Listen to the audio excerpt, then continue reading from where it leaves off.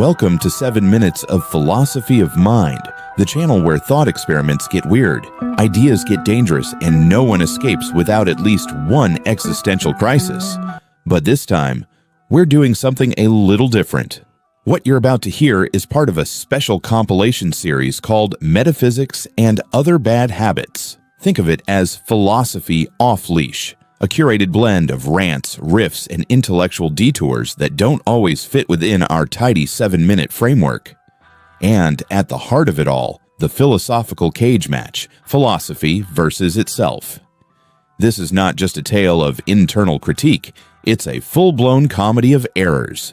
From Plato to Popper, the history of thought has often been a civil war in the kingdom of reason. The tools used to tear down outdated metaphysics were built by the very metaphysicians they sought to defeat.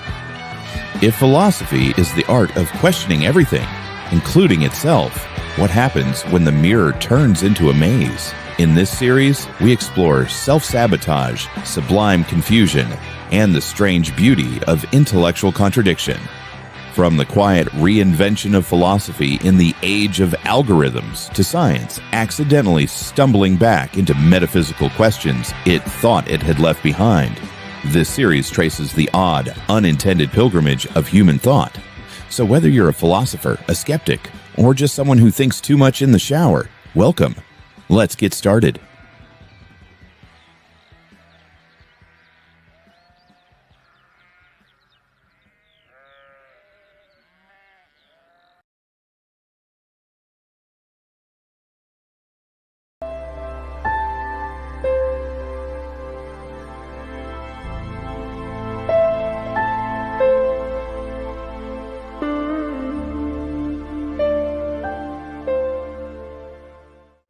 Welcome back to 7 Minutes of Philosophy of Mind, where we unravel the labyrinth of thought with the elegance of a sledgehammer.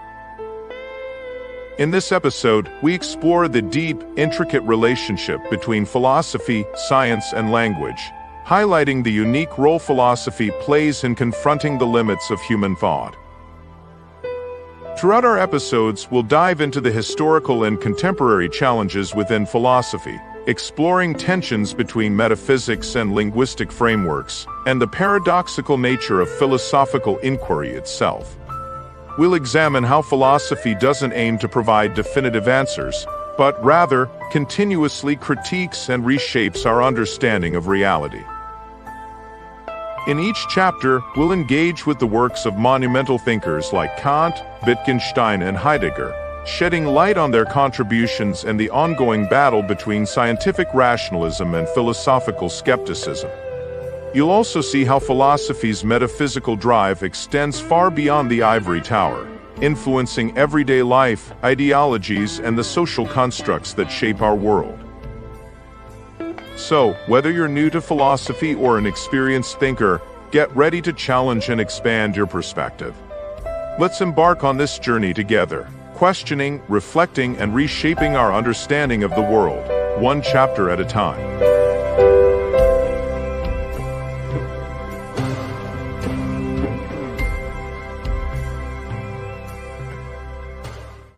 Chapter 1: Philosophy, Science, and the Limits of Language. Moritz Schlick, a prominent member of the Vienna Circle, asserted that even the most fantastical realm of fairy tales is built exclusively from the materials of everyday life. He further claimed that scientists take leaps into conceptions so bold and profound that neither poets nor philosophers could have anticipated them. But there is something omitted in Schlick's conviction. For instance, while Riemannian space and Einsteinian time may seem to transcend philosophical discourse on determinism, they do not introduce anything beyond the formal constraints of quantity, quality, relation, and modality, categories that Kant had already outlined as the interpretive limits of experience. A biologist may hypothesize about evolutionary phenomena, such as the independent emergence of the eye in separate species. This hypothesis may be surprising, but never unsettling. It is constrained by a set of given possibilities, filling gaps in an existing framework rather than breaking from it entirely. The scientist's imagination is never unrestricted, It operates within pre-established conceptual boundaries, dictated by the structure of language itself. Language, in turn, provides the framework for scientific imagination. Over time, scientific theories may acquire an elegant yet counterintuitive form, as seen in quantum physics and relativity theory.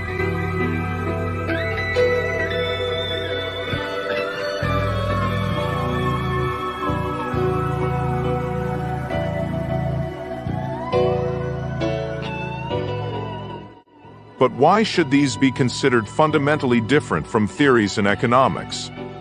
Both fields employ technical rhetoric to describe phenomena that might otherwise seem contingent, transforming them into structured laws. Whether in physics or economics, the construction of systems allows new, seemingly surprising affirmations to gain inductive legitimacy, giving them the status of law-like propositions. This effect is secured by language's complicity with these conceptual schemes.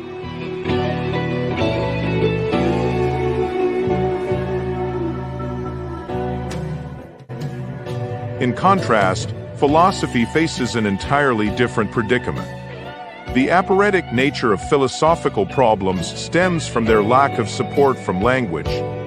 In physics, Newtonian and Einsteinian theories compete in a clearly defined manner, expressed through shared criteria and precise statements. No matter how surprising a scientific thesis may appear, it is always intimately aligned with grammar, ensuring that even the boldest claims about causality remain within an intelligible framework.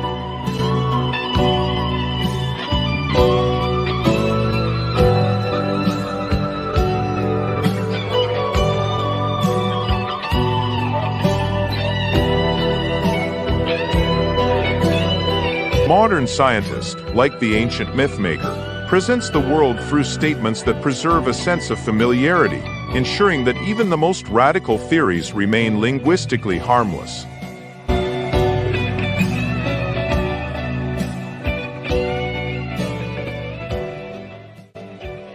Philosophy, however, does not share this advantage. As Hans-Georg Gadamer put it, the deficiency of language must come into the awareness of the one reflecting. This deficiency is not merely an artistic sensibility, it is the very condition of philosophical inquiry. While poets may struggle to find the right words to evoke emotion, the philosopher grapples with the very limits of thought itself. Philosophy is not defined by linguistic creativity alone, but by its unique opposition to linguistic comfort zones. One might argue that the most recognized area of philosophy, metaphysics, has always been preoccupied with crafting images of reality's fundamental structure. This seemingly unproductive endeavor, often dismissed as idle speculation, actually reveals a deeper paradox. Metaphysicians appear driven by an insatiable need for more language, an almost revolutionary urge to expand conceptual horizons. Yet, at the same time, the philosophical tradition has historically played a conservative role in preserving rationality's foundational principles. The tension between philosophy and language is not simply a question of how we describe reality. It is about how we encounter its limits. Unlike science, which finds ways to refine its statements within language's existing framework, philosophy exposes where language itself falls short. It is in this encounter with linguistic deficiency that philosophy distinguishes itself from the sciences and assumes its unique role in human thought.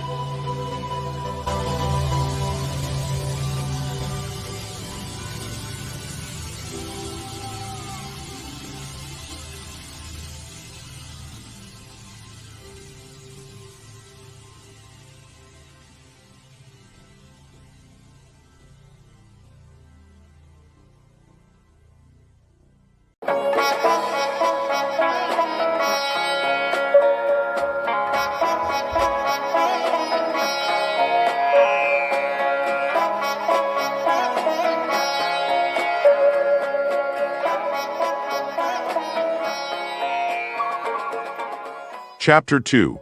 Philosophy versus itself, a comedy of errors and dialectics. In this chapter, we venture into a curious paradox. Philosophy, that noble endeavor of the intellect, appears to have a long-standing habit of fighting with itself. Indeed, the history of philosophy might as well be subtitled, How to Make Your Own Job Redundant. To begin, let us acknowledge a peculiar observation. Philosophy either exists in two mutually exclusive forms, or it seems determined to undermine its own foundations. This is not exactly breaking news. Kant already noted that what he called transcendental idealism was not so much a grand innovation, but a necessary reaction to the dialectical gymnastics of metaphysical realism. In other words, philosophy has always been engaged in a sort of self-imposed existential crisis. It is the discipline that builds castles in the air only to criticize their architecture.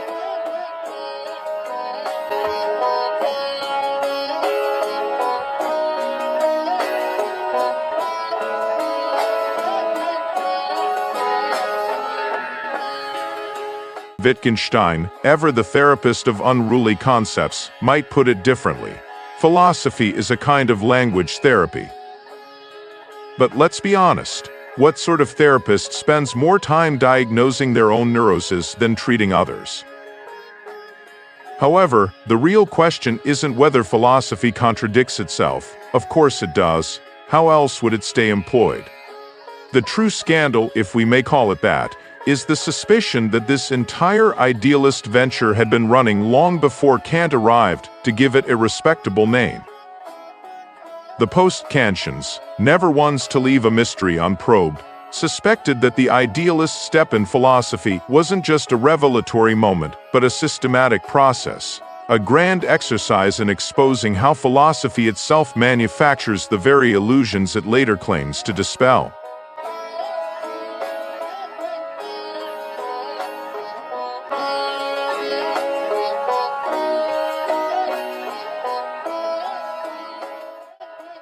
Now, if you were hoping for a clear historical timeline, perhaps a well-defined turning point where philosophy went rogue, prepare for disappointment. Kant, in his ever-so-patient manner, reminds us that the rational mind's tendency to universalize itself does not depend on a specific moment in history. The impulse to systematize, to explain reality in its most efficient, cost-effective manner, is baked into reason itself. Whether it emerges in the dialogues of Plato or the meticulous syllogisms of medieval scholasticism, the story remains the same. Philosophy creates conceptual frameworks, and then, to its great horror, realizes it must dismantle them.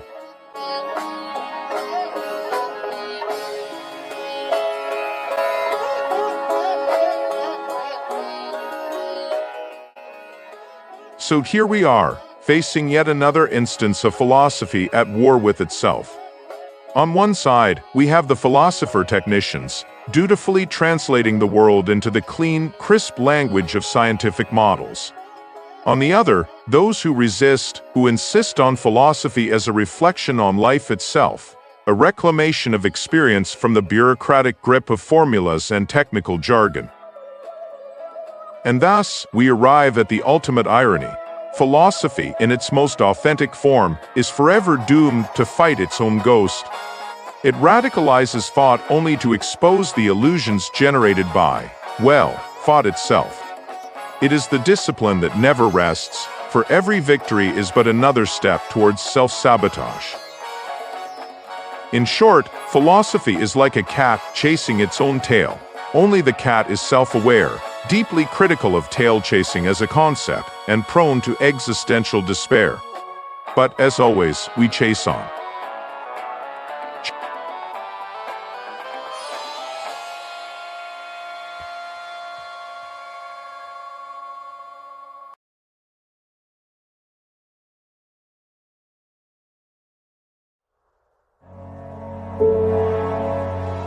The world's problems demand deeper reflection. As Nietzsche put it is in times of great danger that philosophers appear. But what happens when philosophy itself is at risk? When its role is challenged by the rise of science, technology, and the fast-paced demand for immediate answers? When the world stops making sense, When history lurches into a ditch, when the news feels like some kind of surrealist performance art, that's when philosophy gets its phone calls. Because here's the situation. Philosophy was once the undisputed, heavyweight champion of human thought. Aristotle, Descartes, Kant. These guys were basically intellectual rock stars, defining the very terms of knowledge and reality. And now? Now philosophy is kind of like that one aging professor at the conference, who still insists on using overhead transparencies while everyone else has moved on to TED Talks and AI-generated PowerPoints. Science and technology have become the new intellectual hegemons, and the marketplace of ideas, an actual phrase that makes actual philosophers want to put their heads in an oven, now demands sound bites, actionable insights, and whatever can fit into a TikTok caption. Philosophy, in contrast, is slow. It is meticulous. It does not care that your attention span has been shaved down to the cognitive equivalent of a goldfish on Adderall. So, yeah, there's an argument to be made that philosophy is now an endangered species, a relic of a slower, more contemplative time. But also, and this is the kicker, maybe this is exactly when philosophy is most necessary. Maybe the fact that we're all drowning in a sea of high-speed, low-context information is precisely why philosophy needs to barge back into the room, dust off its old Greek etymologies, and remind everyone that just because something is complicated doesn't mean it's irrelevant. Or, put another way, philosophy isn't dying. It's just waiting for the rest of us to realize how much we still need it. And here's where things start to get tricky. Because while science has, for the most part, taken over philosophy's old gig, i.e., explaining reality in a way that actually produces tangible results, there's a whole category of questions that science, for all its dazzling precision, doesn't quite know what to do with. Questions like, what is truth? Science. Well, truth is empirical and verifiable. Philosophy. Cool, but what about Gödel? What about Wittgenstein? What about the fact that scientific paradigms shift, that models are provisional, that the very language in which truth is formulated is itself a historically contingent thing? Or what is meaning? Science. Meaning is a neurochemical construct. Philosophy. Okay, but why do we experience it as transcendent? Why does it shape everything from ethical systems to personal despair? Or, and this might be the biggest, 1. How do we distinguish real problems from illusions? That last question is huge, by the way. Maybe the question. Because if we don't have a way to tell which crises are actual existential threats and which are just elaborate theater, then we end up in a perpetual state of panic, drowning in noise, chasing after whatever problem happens to be trending that day. And in a world where public discourse increasingly looks like a 24/7 gladiatorial arena where ideas are less about truth and more about who can land the most viral rhetorical punch, this distinction between real problems and distractions is more important than ever. The thing is, philosophy was always slow. It never cared about keeping up with the news cycle. It never tried to be entertaining. It is in many ways the opposite of spectacle. It asks you to sit still and think at a time when everything is designed to keep you from doing exactly that. And maybe that's why it feels increasingly out of place. Because in a world optimized for distraction, anything that demands real reflection starts to seem like a bug rather than a feature. But, and this is where philosophy is still kind of the smartest person in the room, none of these newer authorities can fully escape its gravitational pull. Science needs philosophy to define its epistemic boundaries. Algorithms, for all their predictive power, still can't answer moral questions in a way that isn't deeply suspect. And public discourse, even at its most shallow and performative, still relies on some underlying philosophical framework, even if it's unaware of doing so. So if philosophy is fragmented, maybe that's because the world itself is fragmented. But that's exactly why we still need it. Not as a throwback to a more contemplative past, but as the one thing still capable of slowing us down, forcing us to ask the kinds of questions that no amount of data can answer. Because if we lose that ability, if we forget how to think about thinking, then it won't just be philosophy that disappears. It'll be the very possibility of understanding anything at all.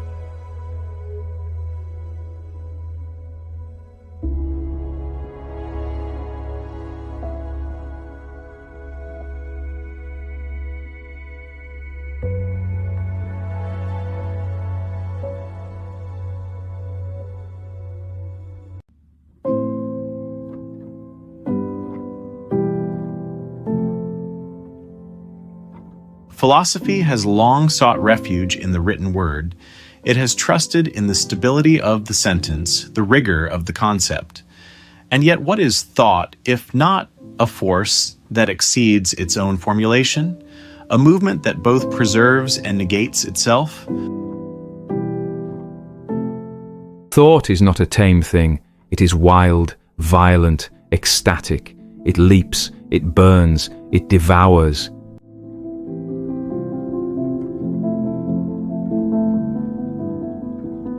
It doesn't wait politely for peer review. It moves, it shifts, it dances, and sometimes it pulls the rug out from under you, leaving you wondering if your entire concept of reality was just a well-constructed illusion.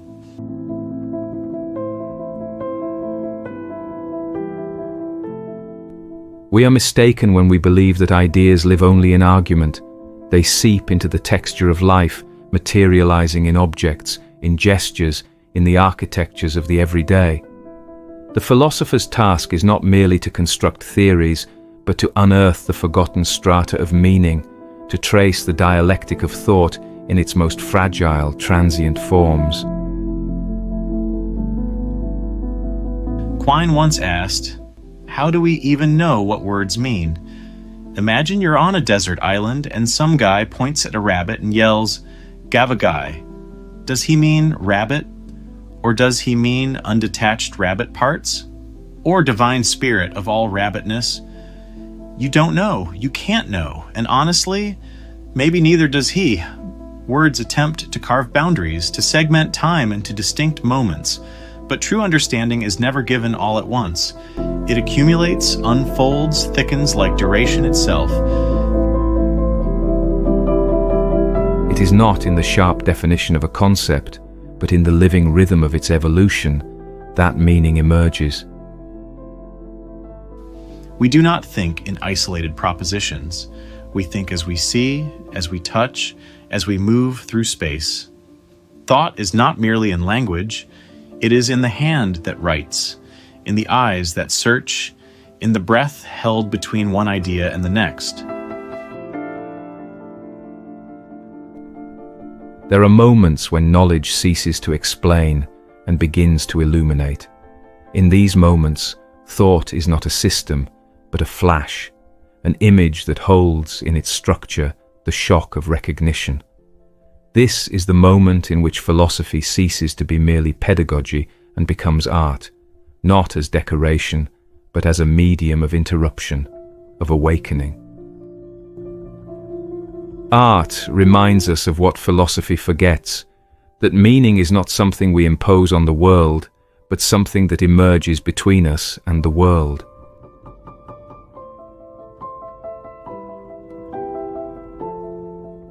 It is not simply conceptual, it is embodied, woven into perception itself. To think is not only to analyze, but to see, to let meaning take shape before us, to recognize that thought is not separate from the world, but folded into it.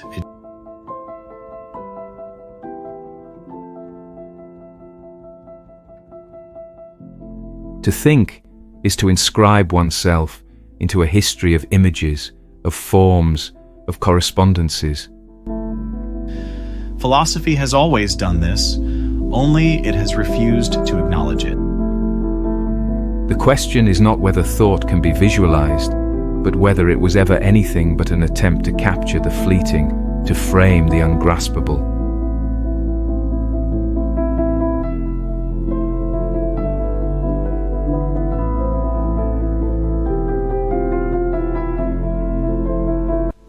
The limits of philosophy are the limits of its form. And yet, what if those limits were never fixed? The author of this channel never set out to find this path. He only wanted to play, to throw images together, to break frames, to see what happens when thought stops explaining and starts seeing. And somewhere in that collision, something happened. Somewhere in all that chaos, something clicked. A factory of vision, of insight, a space where philosophy ceases to be just an argument and becomes an experience. My videos in 7 minutes of philosophy of mind run on this exact fuel. No permission slips, no easy answers, just full-speed philosophy, tearing through assumptions, pushing thought to the edge of sight, where ideas don't just get explained, they get felt. If that sounds like your kind of thing, come along. Let's push thought to its limits and see what happens.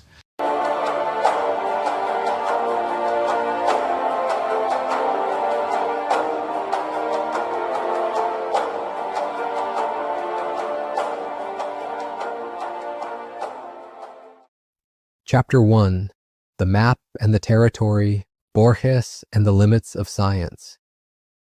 In his short story On Exactitude in Science, the great Argentine writer Jorge Luis Borges tells the tale of a kingdom where the art of cartography reached such levels of precision that the king demanded a map of the empire that was so detailed, so accurate, that it would match the territory exactly, 1 inch of map for every inch of land. The cartographers, devoted to their craft, complied. The map grew larger, stretching over towns and rivers, until one day it completely covered the entire kingdom. Soon, people no longer knew where the map ended and the real world began. Eventually, the map was abandoned, left to decay in the sun, while the people returned to the imperfect but livable reality beneath it.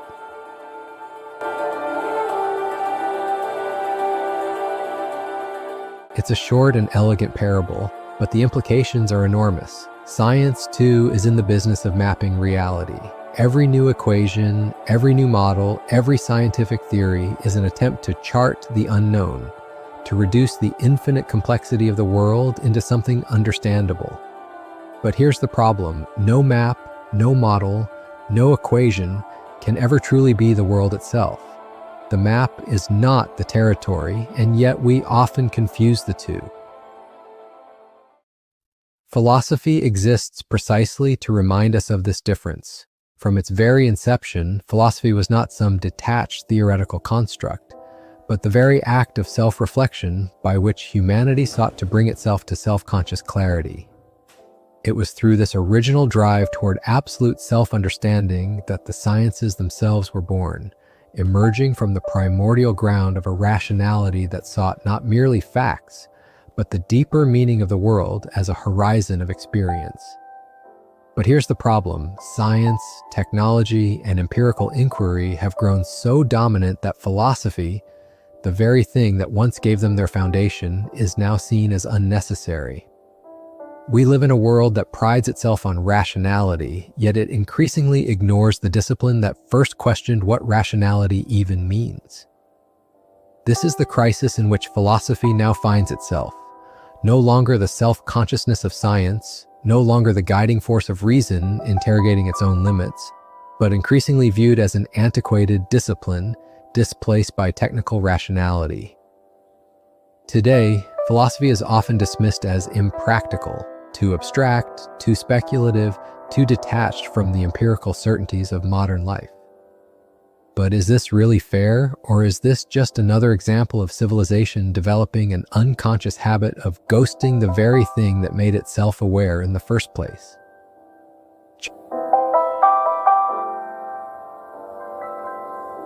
Chapter 2. Why Philosophy Remains an Enigma. Since its earliest formal expressions, philosophy has struggled to define its own borders in the way that art and literature have. Its unique object and method have always left room for misinterpretation, often being mistaken for the very mythological or allegorical discourse it originally sought to transcend. Despite its deep ties to reason, philosophy has never fully escaped associations with mysticism and esotericism.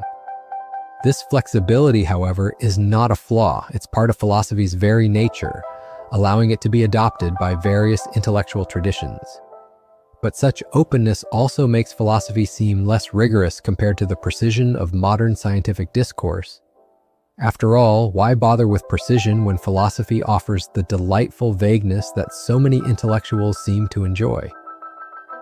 Yet, in an age of scientific rigor and data-driven analysis, this apparent looseness makes philosophy look, well, like the intellectual equivalent of collecting rare stamps, charming but not exactly serious business. And still, philosophy persists because, as we all know, its true beauty lies not in what we already know, but in the vast, uncharted territories of thought that we love to explore. Last chapter, the inevitable encounter between science and philosophy. There is a moment, unavoidable, disorienting, when science, in its relentless pursuit of mastery, encounters a question that resists resolution. A question that does not submit to measurement, does not yield to technical precision. It is the moment in which science, without intending to, steps beyond itself and finds itself face to face with philosophy. This encounter is not willed. It is not part of a research agenda or a controlled experiment. It is an interruption, a rupture in the self-assurance of scientific method. Scientists, absorbed in their empirical investigations, do not seek philosophy. They are summoned to it, drawn into its domain by the very force of their own inquiries. How is knowledge possible? What constitutes truth? What lies beyond the limits of our models? These are not merely technical problems. They are the very questions upon which science itself is built. And yet, how often is this encounter met with resistance? How often do our thinkers, conditioned by the rigor of their disciplines, recoil at the realization that they stand on philosophical ground? The heirs of positivism, those diligent engineers of rationality, speak in equations, in data, in models. And yet, when they turn to the conditions of meaning that sustain their disciplines, they cannot help but stumble into a discourse older than their methods, older than the very concept of method itself. It is here, in this moment of estrangement, that irony emerges. For the scientist who steps back to interrogate the horizon of their knowledge discovers that this ground has already been inhabited by a thought that does not seek to dominate but to question, a thought that does not calculate but responds, a thought that has always been there, waiting to be recognized.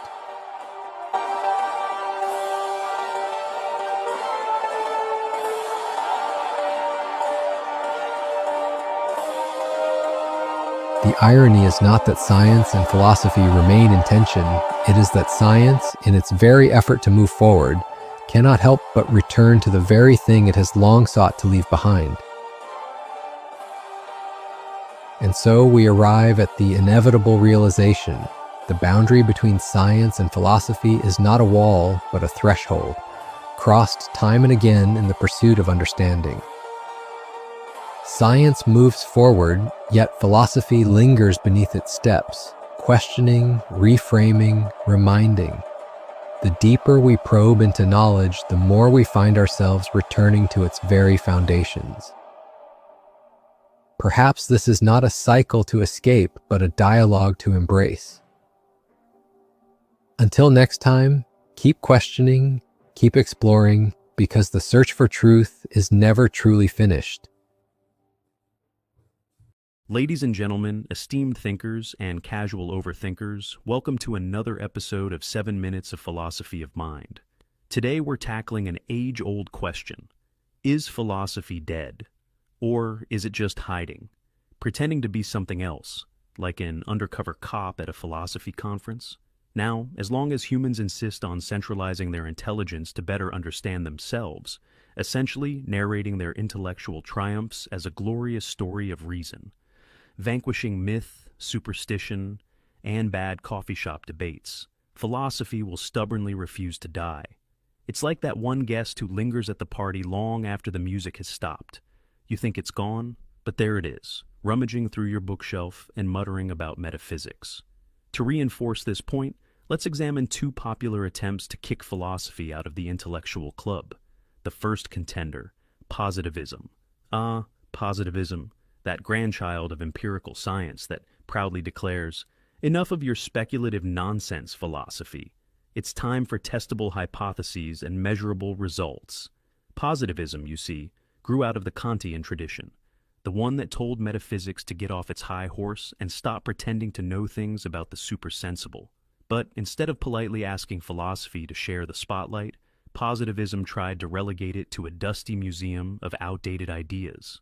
Natural science was the future, and metaphysics, well, that was the philosophical equivalent of alchemy.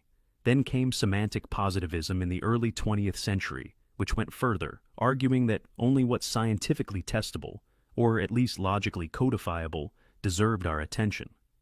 For semantic positivists, the boundaries of what can be scientifically known coincide with what can be logically expressed. Philosophy, they claimed, should stick to polishing the syntax of science. A noble task, perhaps, but not exactly the bold storytelling of reason's triumph they promised. And now, the second challenger, the dynamic duo of hermeneutics and pragmatism. This pair doesn't just critique philosophy, it tries to give it a new job description entirely. According to thinkers like Richard Rorty, philosophy should abandon its lofty perch and serve as a kind of cultural mediator. Here, philosophy is seen not as a guide, but as a relic, a cultural superego, in Richard Rorty's words, clinging to outdated modes of thought. In other words, philosophy is no longer the hero of the intellectual story, it's the sidekick. The Robin to science's Batman, if you will. Rorty famously suggested that philosophy should stop acting like a self-righteous parent, scolding science for bad manners. Instead, it should join the broader intellectual landscape as just another quirky uncle, contributing to pluralism, interpretation, and the occasional awkward Thanksgiving debate. Rorty reimagines philosophy as an immature force, better supplanted by a diverse landscape of intellectual and cultural production. The novel, the essay, literary criticism, these, Rorty suggests, form the matrix of reinterpretation and resignification, giving life to the world of human self-consciousness, which then spreads through the palaces of thought as something more elevated: religion, philosophy, absolute spirit, and so on. Now let me offer a defense against these critiques. Both positivism and pragmatism underestimate the unique potential of philosophy to reflect on itself.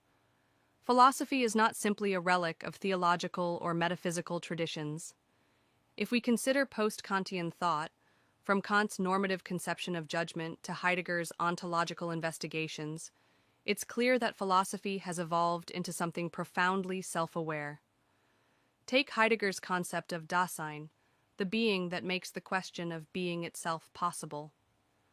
This is not dogmatism. Dasein is philosophy reflecting upon itself, recognizing the plurality of truths and the collective normative dimensions of our search for meaning. Far from being dogmatic, this tradition reveals a philosophy that reflects on its own process, one that dives into the heart of rationalization, grappling with concepts like essence, truth, and collective norms. Can science do that?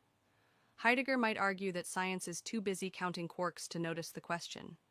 It's ironic. Science, which prides itself on adaptability, is often more vulnerable to intellectual dogmatism than philosophy. Husserl and Heidegger both argued this point, and their critiques still resonate. Whenever humanity reflects on its most abstract questions, truth, reason, the essence of being, it centralizes these reflections. Sometimes this takes the form of universities and their disciplines. Sometimes it manifests as dramatic narratives, like Socrates versus the Sophists. Wherever this occurs, philosophy is alive. So whenever humanity decides to centralize its reflections on these ultra-theoretical zones of thought, whether for academic rigor or dramatic flair, we see philosophy at work. Call it what you will. A narrative of philosophers against the degeneration of their craft, or a grand Enlightenment model of reason triumphing over superstition. The form may vary, but the essence remains. Now, some argue that philosophy has exhausted itself, that its role as a totalizing narrative of absolute truth has faded, replaced by new forms of cultural expression, essays, novels, critiques, and they might be right. Metaphysics, transcendental philosophy, even theology may no longer serve as universal frameworks. And perhaps they're right in thinking philosophy's grand narratives are passé. But even if metaphysics and theology have vacated their lofty thrones, the need for an academic environment dedicated to refining reason and cultivating erudition remains. And what should we call this noble endeavor? Well, for now, philosophy still holds the most historical credibility. Until the day it's replaced by something more fashionable, perhaps intellectual fusion cuisine, philosophy remains our best candidate. Thank you for tuning in to 7 Minutes of Philosophy of Mind, where we prove week after week that philosophy is far too stubborn to die quietly.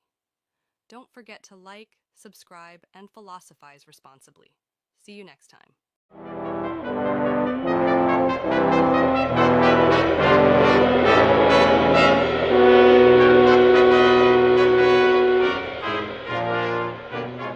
Welcome to 7 Minutes of Philosophy of Mind, where time and reason play tricks on us.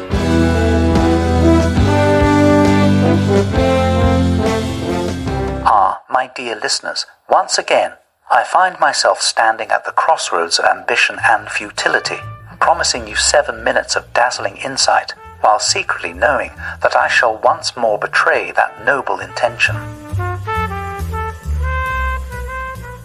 But let me assure you, dear companions on this intellectual escapade, that this particular journey will be well worth your time. Today, I shall be presenting not just one thought or two, but an entire sequence of reflections so unmissable that I dare say there is nothing quite like it on YouTube. Whether that counts as a compliment or a confession of folly, I leave to your judgment. After all, the best way to innovate in philosophy is to accidentally trip over one's own expectations and call it insight. Now, to the matter at hand, the 3 phases of our reflection. Yes, 3. More than you bargained for, perhaps, but this is the price of intellectual indulgence, and I promise you, it will be worth every minute over our nominal 7. Phase 1. The theatre of reason. Imagine reason as an old actor, draped in velvet and pride, stumbling on stage, reciting lines with more bravado than coherence. That's how it has always been. Reason grand and dignified, swaying between performance and pretense. Kant played the role of the stern director, trying to keep reason from improvising too wildly, while Hegel took it to new heights of cosmic drama, convinced that reason's monologue could encompass all of history itself. This first act will whisk you through the theatre of rationality, showing how reason, when left unchecked, becomes an actor obsessed with its own genius, convinced that every sweeping gesture is laden with profound truth.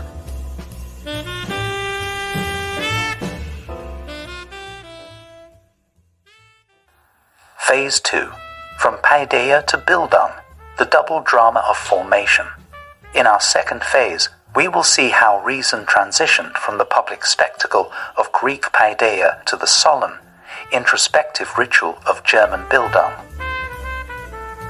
The Greeks, with their Athenian flair, thought that reason belonged to the public square, where debates and dialogues forged citizens out of raw minds. Reason was a communal craft, a performance to be honed in the art of convincing others. Then came the Germans, the austere reformers of thought, dragging reason into solitary confinement, where it could wrestle with its own contradictions without any nosy public interference. Bildung became the inward quest for self-formation, as if reason, tired of its own theatrics, decided to practice its lines in the dark.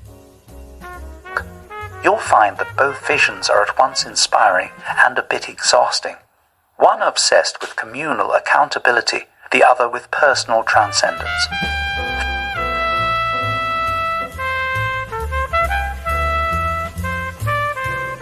Phase 3. The rise of evolutionary rationality. Now, if you thought the plot couldn't get any more twisted, brace yourself. In Phase 3, reason stops performing altogether and just sits there, comfortably convinced that merely surviving is proof of being right. Success, victory, fact. These become the new syllogisms, the unquestionable axioms of contemporary rationality. If it works, it must be rational. If it survives, it must be reasonable. We're left with a sort of evolutionary logic that forgets to check its own premise, that endurance and triumph are not the same as truth. In this phase, we'll take a critical look at how our modern minds have swapped reason's quest for coherence with the banal logic of victory. Spoiler alert, it's not a flattering reflection on our intellectual evolution. So, let's begin. Grab your coffee, adjust your expectations. We're about to take a leap from the grand stage of reason to the backstage chaos, where ideas are rehearsed, improvised, and occasionally dropped on the floor.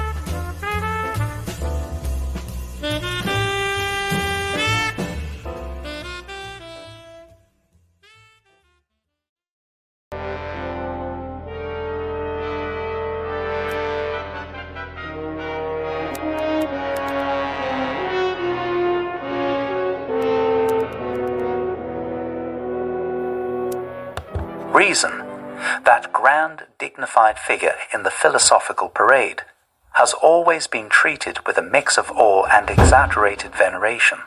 One might think it a sort of intellectual monarch, reigning over lesser faculties with a serene and unquestioned authority. Yet, if we take a moment to dig through its rather colourful past, we find that reason has not always been the impeccably rational force it claims to be. Take Kant, for instance, who, in a rather clever twist, mounted a grand defense of reason while simultaneously putting it on trial. His critique was nothing less than a courtroom drama, complete with stern admonitions and dire warnings about reason's propensity to overreach itself.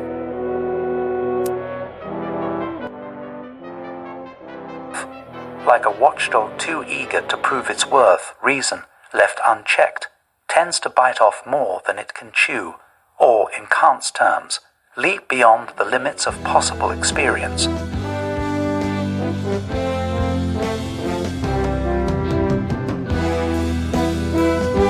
But this wasn't the first time reason found itself in hot water. Long before Kant's intellectual tribunal, metaphysics had already earned its dubious reputation as the rogue cousin of rational thought. Post-Enlightenment, it became the usual suspect whenever philosophy was caught engaging in suspiciously dogmatic behavior. The charge: a reckless attachment to grand ideas with precious little critical grounding. Metaphysics, it seemed, had become a recidivist offender, unable to break the habit of lofty speculation without tangible evidence. In fairness, reason has always had its detractors, those vigilant critics who, fearing its excesses, saw fit to call it to order. Plato, for one, famously rounded up the usual suspects, the artists, the poets, and anyone else who dared to appeal to sentiment over logic, and consigned them to a lower intellectual class. Mathematics and dialectic, on the other hand, he deemed worthy of reason's noble lineage.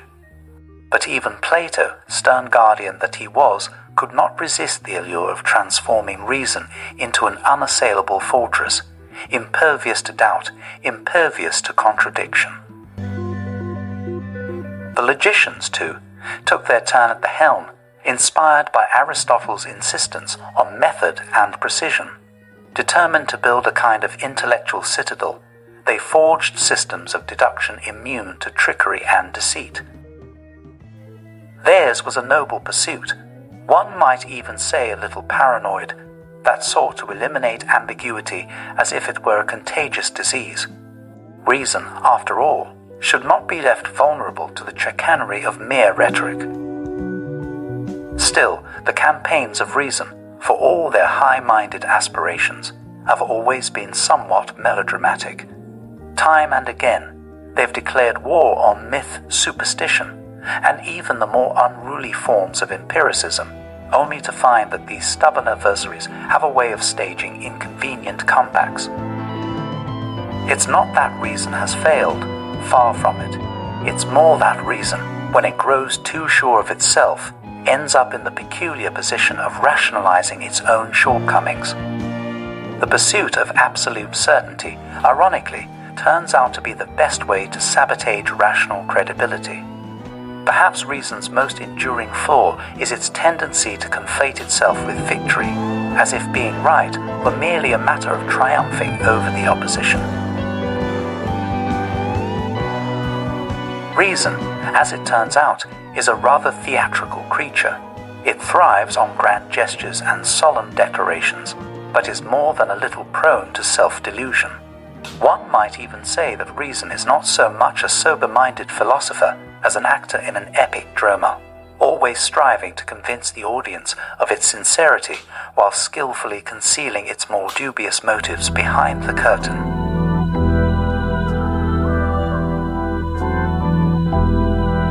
The theatre of reason is not new, of course. Philosophers have long been aware of its tendency to turn reflective inquiry into a performance art. Kant, to his credit, understood this well. His grand critique of reason did not merely chide reason for its overreaching ambitions, but rather staged a kind of courtroom drama, complete with cross-examinations and a verdict on the proper jurisdiction of rational thought. Reason, you see, is all too fond of leaping over fences and claiming new territory, like an explorer who plants a flag on barren ground and proclaims, "This too is mine."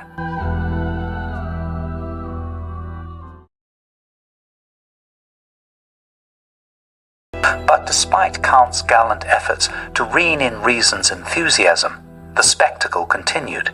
Hegel, for his part, seemed positively enchanted by the prospect of reason assuming universal dominion.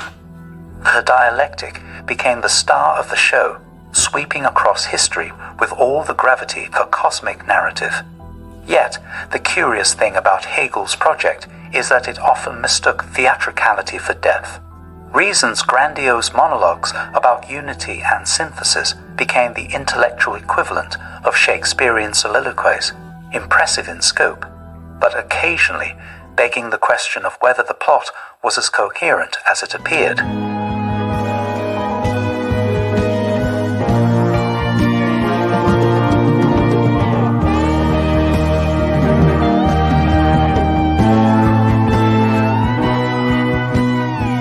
As modernity dawned, though, philosophy grew tired of its own ritualistic repetitions.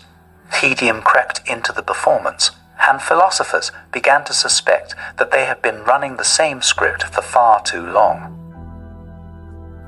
Enter anthropology and sociology, with their refreshing habit of pointing out that, contrary to philosophical aspirations, human reason was often far messier and more conditional than idealists liked to admit. Instead of lofty dialogues about the metaphysical nature of the cosmos, these new approaches busied themselves with observing how people actually think and behave. And behold, the stagecraft of reason seemed increasingly artificial, an elaborate illusion concealing the plain, unremarkable mechanics of human thought. The theatre of reason, as it happens, has never been content to stage merely one act. It insists on sequels, reinterpretations, and the occasional revival of old scripts, dressed up in new theoretical attire. One of its more ambitious productions, spanning centuries of philosophical development, is the saga of Paideia and Bildung, those lofty ideals of human formation and self-cultivation that sought to reconcile reason with life, intellect with practice. The Greeks, naturally, took the lead in the opening act. Paideia was not just an education, but a cultural choreography, a way of shaping the soul through intellectual and moral discipline. It was reason turned into an art form designed to produce citizens who could think clearly, act nobly, and speak persuasively. The Athenian democracy, flawed though it was, made a spectacle of reason, demanding that even the most skeptical minds participate in public debate. It was not enough merely to think rightly. One had to perform it convincingly under the skeptical gaze of fellow citizens. The key to Paideia was its refusal to separate reason from communal life. To be rational was not simply to excel in syllogisms or speculative thought. It was to practice the kind of reasoning that could sustain a polis, that could frame laws, deliberate justice, and confront the irrationality lurking in human nature. Reason here did not posture as a detached, abstract entity, but rather as a dynamic force woven into the fabric of everyday life. The Athenian ideal of citizenship demanded an ongoing performance of rationality, always at risk of slipping into demagoguery or sophistry. In this way, paideia was both a practice and a performance, an endless rehearsal for the drama of communal existence. Centuries later, in the hands of the Germans, the play took a darker, more introspective turn. Enter Bildung, that austere and inward-facing project of self-cultivation. If paideia had been a communal spectacle, Bildung was the solitary retreat of the soul, brooding over its own development. Reason, under this new lighting, appeared less like a public orator and more like a monk, committed to self-scrutiny. Kant and his successors, especially Hegel, transformed the Greek ideal of public reason into a labyrinth of inward dialectics, where self-consciousness wrestled with itself to discover universality through self-overcoming. The paradox here is that Bildung claimed to build the self by confronting the self's inherent limitations. It was an educational journey whose destination seemed always out of reach, the rational subject perpetually haunted by the spectre of incompleteness. Reason in this play was not merely a tool of discourse, but the very engine of personal transformation, a drama where the protagonist was forever reconciling inner contradiction.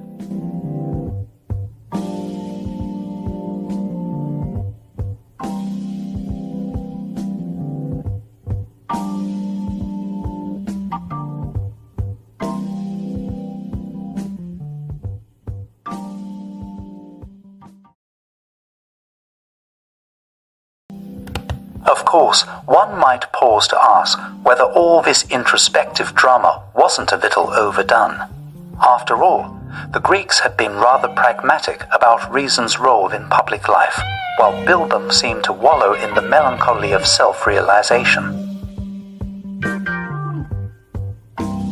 The German spirit, ever serious and uncompromising, could not bear to admit that perhaps reason didn't need to be so monumental, so imperiously demanding of absolute coherence.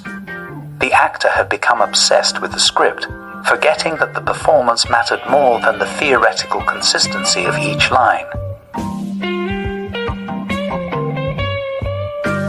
But the theatre of reason did not end with the curtain fall on Bildung. The modern scene brought about a cynical turn, where reason became less an epic hero and more a weary veteran, limping through the fractured narratives of modernity. Reason now found itself accused of being just another player among many, no longer sovereign, but implicated in the sordid business of power and ideology. Modern democracy, with its penchant for public accountability, added another twist to the drama. Now reason had to perform not just for itself, but for an audience of skeptical citizens, a rather unwelcome development for any philosopher still clinging to the idea that pure thought should be revered from a distance.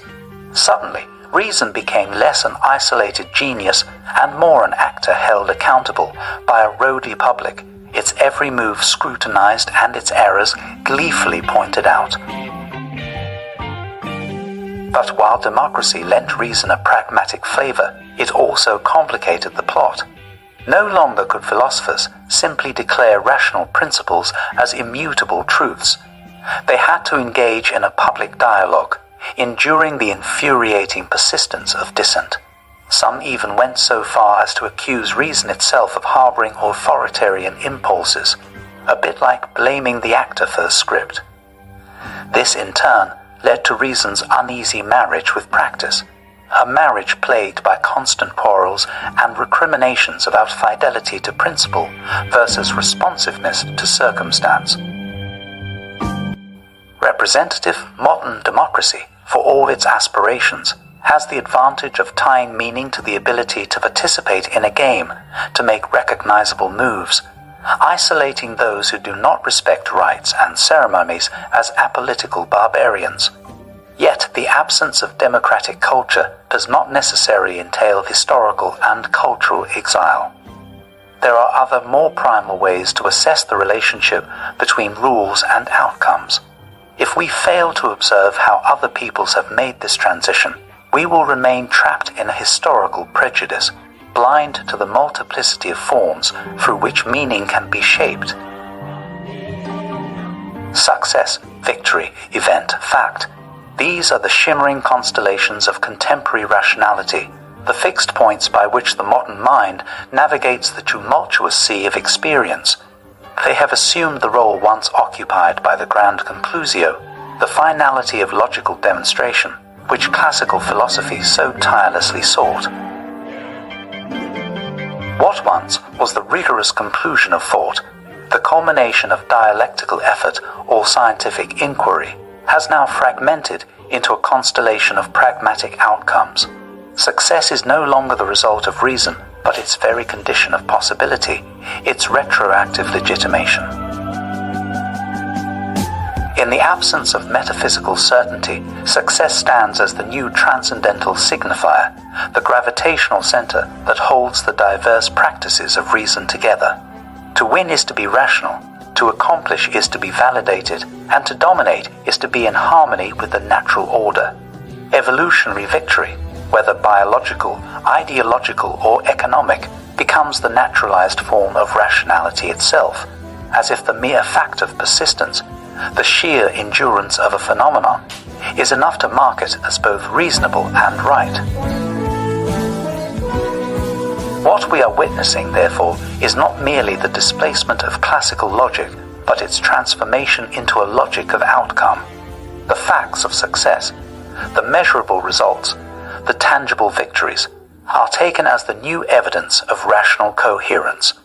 No longer does logic proceed from principles to conclusions, but rather from outcomes to retrospective justification. The fact of survival, the endurance of a social practice or ideology, becomes the irrefutable sign that it has adhered to some immanent rational order. The surviving practice, the triumphant ideology, the hegemonic structure, all are justified not because they correspond to some transcendent rational ideal, but because they simply continue to exist.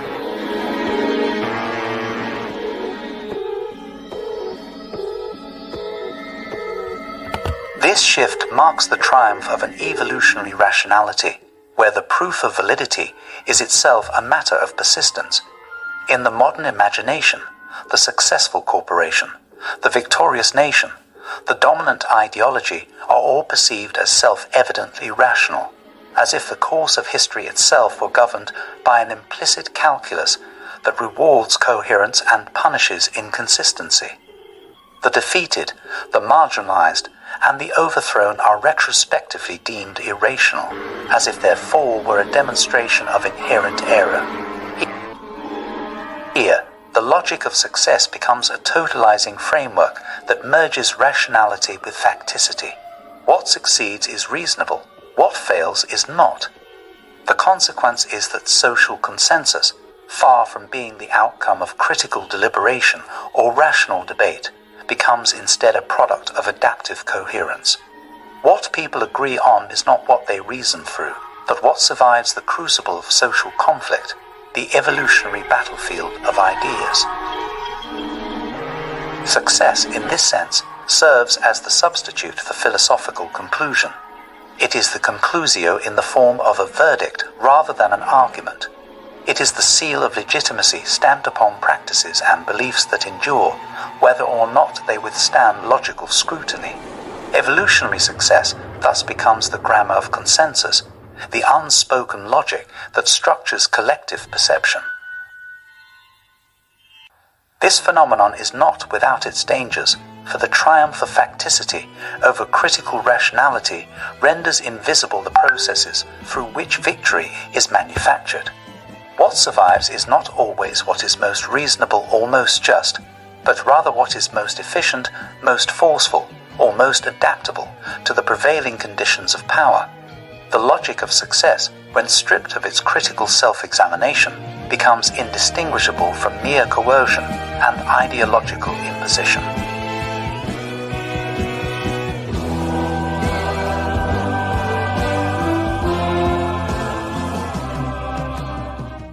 Thus, the historical metamorphosis of reason culminates in this peculiar inversion. Reason no longer justifies success, but success justifies reason. The evolutionary paradigm absorbs logic into the empirical, producing a rationality that is less about coherence and more about continuity. The fact of enduring becomes indistinguishable from the fact of being right, and the ancient dream of rational demonstration gives way to the pragmatic confirmation of persistent success.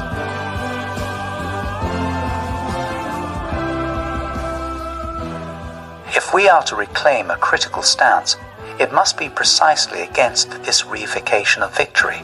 We must resist the temptation to take success as proof of reasonableness, to conflate factual persistence with logical validation. The rational mind must relearn to doubt the victors, to question the triumphant ideologies and practices, and to separate the mere fact of continuity from the deeper question of coherence and justice.